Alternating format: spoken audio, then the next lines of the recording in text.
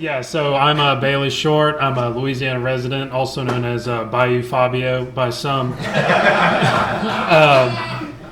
Anyway, I'm born and raised in Louisiana, lived there my whole life, fished there my whole life. I'd say about a year and a half ago, I got roped into a Zoom call with Tony in it, not really knowing much at all about the issues we face as a state. I'd seen a decline myself as a guide. I've been guiding for about 10 years full time. But like a lot of guides and a lot of fly fishing folk in the state, didn't really know what to do about it. But anyway, I listened to Tony talk. I really liked his message. I liked what he had to say. And I realized that what our state really needed was a banner that people could get behind that was a unified voice for real conservation in the state, something that we severely lacked. So anyway, as you can see up on this slide, a few things to talk about in our landscape. We haven't changed any regulations around redfish since July of 1988. So we don't like change in the South. It's wild. And so when you come out there talking about the decline and how many less redfish, as you can see, in 2000 we had around 27 million redfish. As of 2021 we have about 8 million.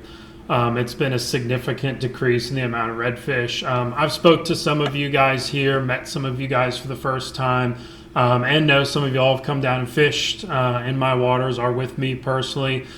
Anybody that hasn't, the first thing when I introduce myself to like a fly fishing guy somewhere else in the country, they're like, oh, I got to get down there and fish. Everybody hears about Louisiana. We've quickly become kind of one of the top domestic destination saltwater fly fishing destinations. So a lot of people like it. It's really fun. Obviously, I'm pretty into it myself. So anyway, we've seen a dramatic decline over a pretty short amount of time, honestly. Management action has been, we needed to get something going. Our Wildlife Commission has done a really good job of kicking the can down the road the last few years and kind of being paralyzed at the decision-making point of really doing anything. About a year ago, we got into serious conversations about reducing the recreational harvest limit on redfish. We have been extremely liberal with how many fish we let people keep. We had an 18 to 27 inch slot with 5 fish, and you could keep a fish over that slot size for as long as I've been alive. That's always been how it is. Your level of success in Louisiana is measured by how quickly you get back to the dock with an ice chest full of dead fish. Most of the time, if you can get back before lunch, that's considered a good day. So that's kind of the culture. Anyway, as you can see down there with the rebuilding timelines, basically what happened is we started looking at reductions to the regulation as far as how many recreational anglers can keep. We got around a 50% reduction on the first go-ahead, which was a really good 2034 timeline. We fought with different groups in the state. The commission was behind it. LDWF was supportive of it. And then as we kind of progressed, we fell back to a 40% reduction. And I think later in the presentation, you'll see we're even shorter than that now. Anyway, something that's interesting in this conversation is Louisiana as a state, up until about now, didn't really even understand what it had, and that like I said, it's a global destination for fly fishing and tourism around a catch and release fishery. When I tell people from the state that I catch fish, that people come here and fly from all over the world and pay me to take them to catch them, and we don't keep them, they're flabbergasted. They think I'm crazy. They laugh at me. They call me names, all sorts of things. They don't understand that people want to come catch our fish and then let them go. We produced a really robust economic impact report for the state that showed that a guide like myself generates about $450,000 a year in local expenditures, which is more than what a medium-sized state park makes in the state of Louisiana. So this was all new to the state as well. They didn't really understand that, I'm just one guide. I've been doing this for 10 years. There's guys that have been doing it longer than me in the state, and there's a lot of us now. So we've kind of developed a pretty robust fly fishing community down there that's really guide centric because, I know the Cheeky tournament's coming up tomorrow and it's like a wading deal, right? Yeah, you can't do that in Louisiana. If you try to wade in Louisiana, you're probably going to die. Something will eat you or you'll succumb to quicksand or something. So you have to have a boat. And even then, you might just get lost. So, yeah, it's a very guide-specific fishery. There's a lot of industry around it and a lot of people traveling down to fish in it. So anyway, we have national support. Everything I'm talking about is the national support, and it's crazy because in these conservation in the conservation conversation, most of the support's coming from out of state because that's what a lot of the people that are participating in our fishery are. They're people from up here in New England. When I go to Montana, I rarely ever fly into the Bozeman airport and not run into somebody that's fished with me. I feel like I've fished most of Montana at this point. So we just have a massive national, angler participation in the fishery. We had a huge form letter that went out. We had brands from all over the country sign, Sims, Hatch. It was countless. Tons of anglers, like thousands, signed this thing. We brought it forth to the commission. I don't even think they knew what hit them when we brought it to the Senate building. They did not, again, they legitimately did not even understand what was going on in this state and the popularity of the fishery. And we kind of blew them away. We had a lot of momentum. We got a new governor. We got a new commission.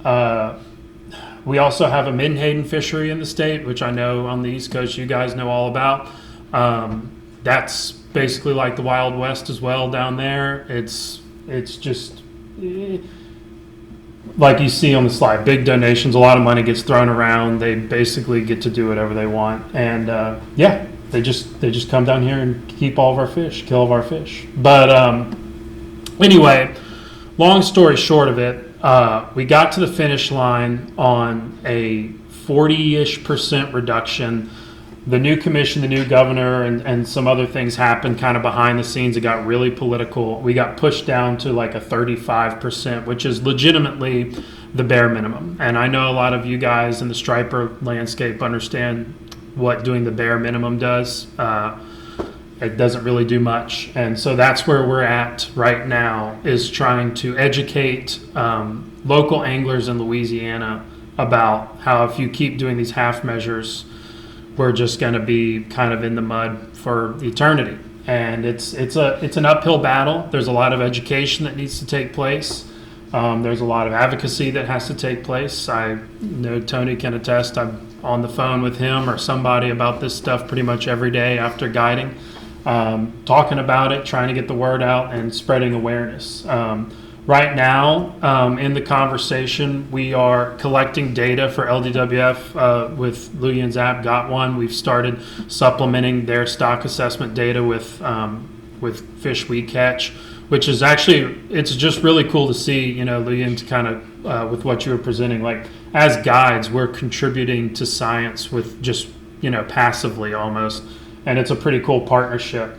And yeah, I just want to give a shout out to Hatch Reels real quick, just to kind of give you like an idea of the support of our fishery. In 3 days, we released a Louisiana edition reel through Hatch. They had about 100, I think it was 150 reels. We sold out in 3 days and we raised $25,000 in that 3 days. $1,500 a reel. $1,500 a reel. Yeah. Sold them out in 3 days. We had people in Denmark buying these reels. We sold a lot in the UK.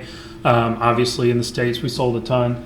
And it just goes to show you, if you haven't come down and fished for redfish in Louisiana, it's definitely something to put on the list. It's truly just a special fishery. I'm privileged to have gotten to fish in a lot of different places throughout my angling career so far. And I will say, the more I get to travel and fish, and I am fishing here tomorrow for the first time, so I'm excited about that.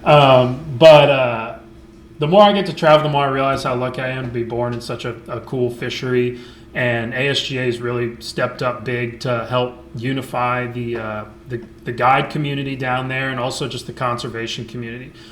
This is a state that has not had a unified voice. It has not had a clear direction in conservation, and we are blessed with one of the most naturally robust ecosystems you can have. And it's been really cool to see conservation get a foothold in the state. And just, if you're interested, come talk to me, ask me questions. We are looking for more support nationally to show just, again, how many people, as far as brands go and just recreational anglers, support the fishery, want it to stick around, want to be here, and so on and so forth. So thank you. Thank you, Ben.